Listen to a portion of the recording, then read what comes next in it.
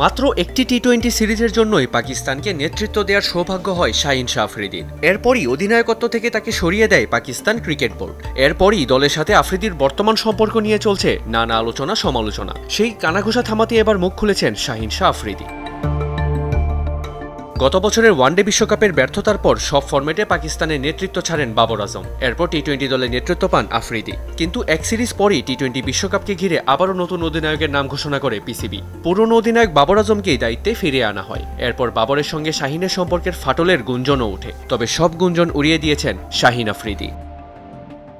পাকিস্তান দলের হয়ে খেলা আমার কাছে প্রথম এবং প্রধান অগ্রাধিকার। পাকিস্তান আমার দল, আগে দলের চাওয়া, তারপর আমি। এখানে দলের চাওয়াটা আসবে আগে, এরপর আমার প্রসঙ্গ। আমি অতীত নিয়ে ভাবতে পছন্দ করি না। আমার কাজ হলো বর্তমানে থাকা, আর আমি খুব দূর ভবিষ্যৎ নিয়ে ভাবতেও চাই না। অধিনায়ক হওয়াটা কখনোই তার জীবনের লক্ষ্য ছিল না। নিজের ধ্যান জ্ঞান পুরোটাই খেলাতে দিতে পছন্দ করেন তিনি। কিভাবে পারফরমেন্স দিয়ে দলকে সহায়তা করা যায় সেটিই সর্বদা ভেবেছেন এই অভিজ্ঞ পেসার।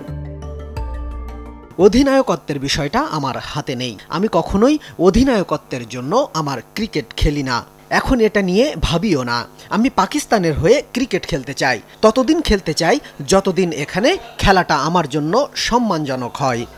বাবরকে অধিনায়কত্ব দিয়েও টি-20 বিশ্বকাপে কোনো সুফল বয়ে আনতে পারেনি পাকিস্তান। পেরোতে পারেনি গ্রুপ পর্বের গণ্ডি। তাই তো আবারও পাকিস্তানের নতুন অধিনায়ক খোঁজার মিশনে এখন পিসিবি। মেহেদী রিয়ান, যমুনা স্পোর্টস।